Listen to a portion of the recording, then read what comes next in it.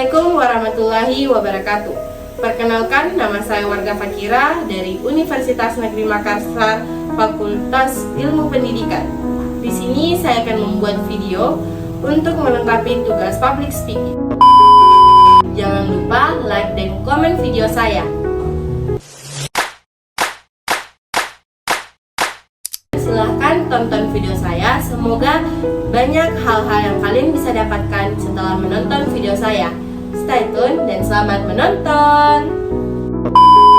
Assalamualaikum warahmatullahi wabarakatuh. Selamat pagi dan selamat datang di acara spesial kita hari ini. Kita akan menyimak kisah inspiratif dari seorang kepala sekolah yang telah menempati perjalanan panjang penuh tantangan dan dedikasi.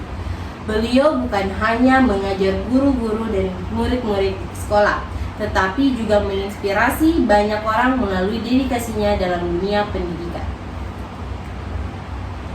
Bayangkan, di balik setiap keberhasilan seorang guru dan murid, ada seorang pemimpin yang dengan sabar membimbing dan memberikan ilmu. Namun, siapa yang tahu bahwa di balik kesuksesan seorang guru terdapat cerita perjuangan, pengorbanan, dan semangat yang tak pernah padam. Hari ini kita berkesempatan dengan langsung dari beliau, bagaimana beliau melalui perjalanan ini, tantangan yang dihadapi, serta pencapaian yang diraih. Semoga kisah beliau dapat menjadi sumber inspirasi bagi kita semua, khususnya dalam dunia pendidikan. Tanpa berlama-lama, mari kita sambut dengan sangat hangat Ibu Juheni SPD MPD yang akan berbagi kisah perjalanan beliau yang luar biasa. Baik teman-teman, narasumber kita sudah ada. Terima kasih sudah menyempatkan waktu untuk kegiatan ini.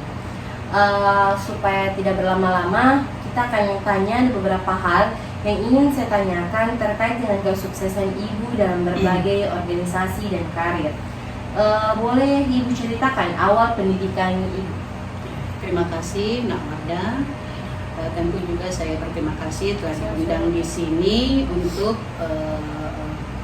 menceritakan kiat-kiat terkait dengan apa yang telah saya berbicara tentang pendidikan. Tentunya sama seperti anak-anak yang lainnya, bahwa tentu dimulai dari sekolah dasar, kemudian SMP dan SMA. Kemudian saya lanjut di Universitas Negeri Makassar yang waktu itu masih bernama IKIP Ujung Pandang. Di situ saya sempat mengambil jurusan Tata Busana. Kenapa saya ambil jurusan Tata Busana? Karena waktu di SMA kebetulan saya masuk SMK dan mengambil jurusan Tata Busana. Namun di perjalanan pendidikan itu saya harus berhenti karena masuk dalam rumah tangga atau ketemu dengan jodoh. Akhirnya saya berhenti di semester 3. Namun dengan menjadinya saya seorang ibu rumah tangga tidak memutuskan keinginan saya untuk menjadi perempuan yang tentunya memiliki pendidikan yang tinggi. Dan tentu saja saya tidak berniat untuk berkarir, tetapi saya memang berniat bahwa perempuan itu harus pintar, harus cerdas. Nah, salah satu cara ya tentu dengan melanjutkan pendidikan. Berjalannya waktu, akhirnya lahir anak pertama, saya melanjutkan pendidikan yang kebetulan waktu itu ada di Kota Maros. Terpaksa saya harus mulai dari awal lagi menjadi menjadi mahasiswa D2 atau waktu itu disebut dengan diploma 2. Nah, kebetulan setelah mengambil jurusan D2 PGSD, kami harus mengabdi di sekolah dasar dan akhirnya saya menjadi guru sukarela. Nah, pada saat menjadi guru sukarela itu adalah pengalaman saya menjadi seorang pendidik, dan di situ tentu saya banyak belajar. Jadi prinsip saya dimanapun kita berada itu adalah tempat belajar kita. Jadi sama seperti Nak Wardah nanti pada saat nanti sudah berinteraksi dengan peserta didik, bukan berarti bahwa Nak Wardah itu yang menjadi sumber ilmu, tetapi anak-anak didik juga merupakan sumber ilmu, lingkungan juga merupakan sumber ilmu. Itu semua yang akan menunjang kita menjadi lebih dewasa. Nah, setelah melanjut D2, kemudian menjadi guru sukarela, alhamdulillah karena mungkin keseriusan saya untuk mengabdi di dunia pendidikan, akhirnya waktu itu pemerintah membuka namanya guru kontrak atau istilahnya guru bantu. Nah, kami diminta untuk mendaftar, dan alhamdulillah dengan mencoba dengan niat yang tentu yang baik, maka saya lulus di angkatan pertama. Kemudian muncul lagi angkatan kedua, saya lolos lagi, dan akhirnya semua guru bantu waktu itu di PNS kan. Dengan berjalannya karir seperti itu, kemudian saya lebih bertekad lagi bahwa saya harus menyelesaikan S1, dan alhamdulillah waktu itu WNM membuka kelas jauh, dan akhirnya kami di beberapa guru di Maros itu melanjutkan pendidikan S1 dengan kelas jauh dengan jurusan biologi dan matematika. Waktu itu saya mengambil jurusan biologi karena saya berpikir biologi itu terkait dengan kehidupan manusia itu sendiri. Akhirnya setelah S1 muncul lagi keinginan untuk melanjutkan S2. Akhirnya dengan berjalannya karir dan rasa ingin terus belajar, akhirnya saya mengambil jurusan S2 di Universitas Islam Makassar. Saya kira itu Nawada terkait dengan pendidikan.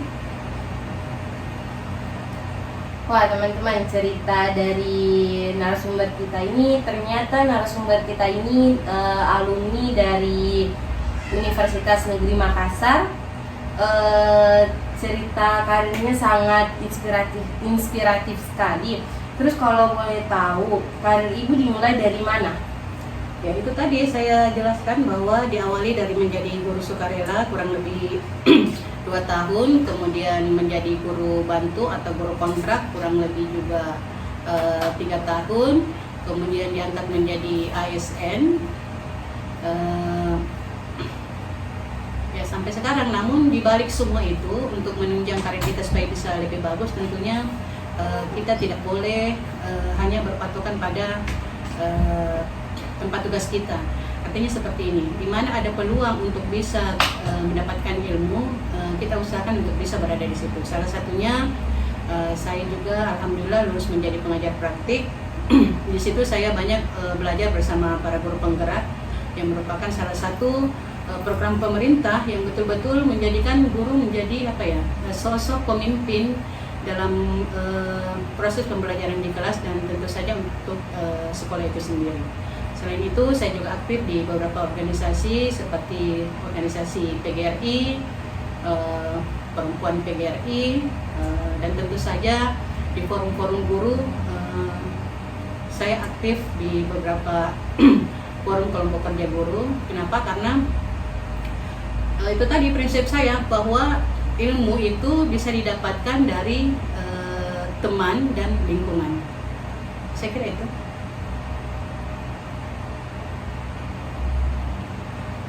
Bagus sekali ya teman-teman, bisa narasumber kita bahwa ilmu itu tidak hanya didapatkan di lembaga pendidikan, tapi bisa dari teman-teman, atau kita juga bisa dapat ilmu dari lingkungan sekitar kita. Organisasi apa yang ibu sudah masuki untuk sampai saat ini?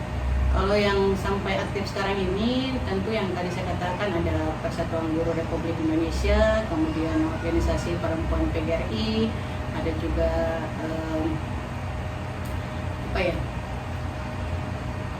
kelompok-kelompok kerja khusus untuk kepala sekolah. Sedangkan untuk organisasi sosial lainnya seperti Majelis Taklim dan beberapa lagi yang terkait dengan kehidupan sosial. Apakah ibu tidak ada lagi keinginan untuk melanjutkan S3?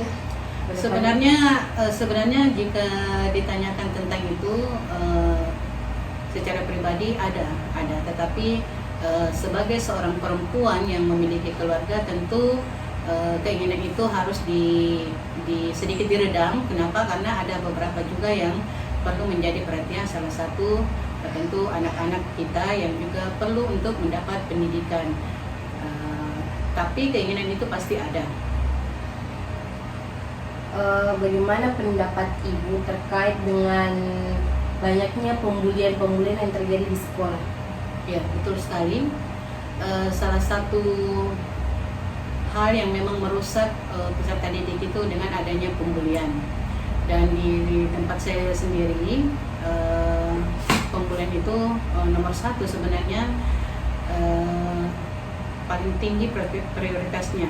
Namun dengan adanya kesungguhan kami guru-guru yang ada di tempat tugas kami itu, bagaimana menyampaikan ke peserta didik terkait dengan pembulian, dampaknya, kemudian hal-hal negatif yang akan terjadi, sehingga yang seperti itu memang perlu ada pertemuan antara orang tua peserta didik dan peserta didik itu sendiri.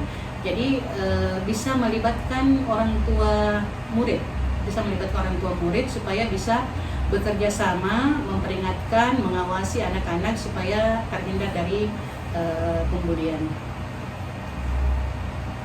Dari kisah ibu ini, apakah ada support system dari belakang yang buat ibu untuk tetap mengejar pendidikan? Ya, betul.